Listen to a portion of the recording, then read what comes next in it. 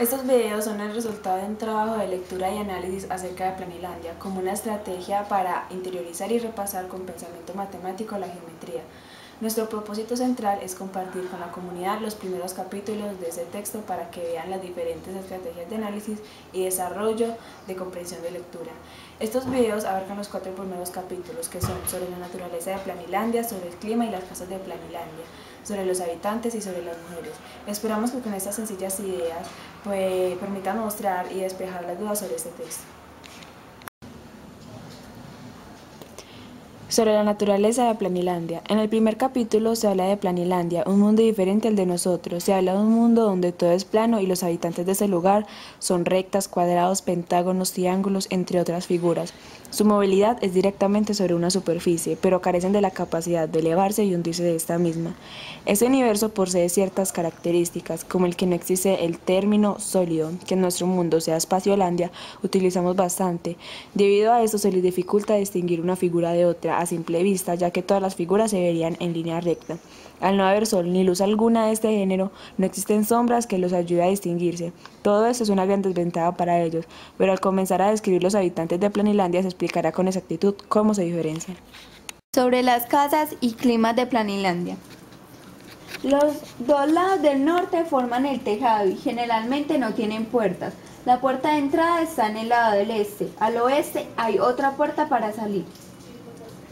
Así pueden entrar y salir sin chocar unos contra otros y hacerse daño. Al lado sur, es decir, al suelo, generalmente no tienen puerta. Las casas cuadradas o triangulares no están permitidas. Por una razón, los ángulos de un cuadrado son mucho más puntiagudos que los ángulos de un pentágono. Las líneas de las casas y de los demás objetos son más apagadas que las líneas de los hombres y las mujeres.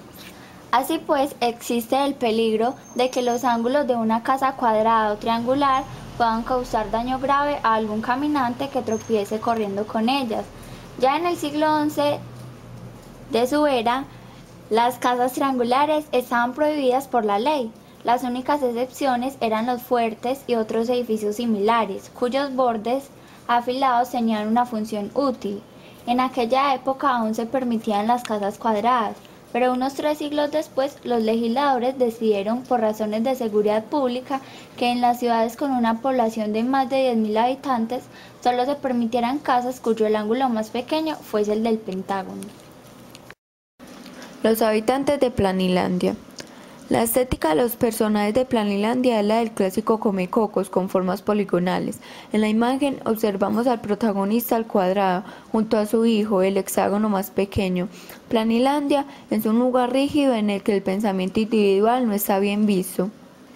Todo el mundo conoce su función y sus límites, y no debe intentar sobrepasarlas. El aspecto físico de los habitantes de Planilandia determina su estatus social. Cuanto más lado tiene la figura de un individuo, más alto es su rango, lo cual significa que pertenece a una clase social con mayor poder económico y político. Así, lo más bajo de la estructura social masculina son los triángulos que constituyen las fuerzas del orden, ejército, policía, etc. La clase dirigente, reyes, gobernantes políticos, etc. se representa mediante círculos. Los niños nacen con una forma irregular y durante su crecimiento son sometidos a un proceso de reconfiguración en el que alcanzarán su forma definitiva. Este proceso incluye una operación practicada por una herramienta similar a un cascanueces de tamaño enorme, operación siempre dolorosa y cuyo resultado no siempre alcanza su propósito. En realidad, casi nunca. Los niños que fallecen en el proceso se eliminan. En la imagen, el presidente del país, círculo con la corona, observa el cuerpo inherente de su hijo. Círculo menor con corona pequeña. Las mujeres no tienen forma definida, son rectas que emiten un grito según se mueven para avisar de su condición, ya que los miembros masculinos solo pueden visualizarlas como un punto y no las ven llegar.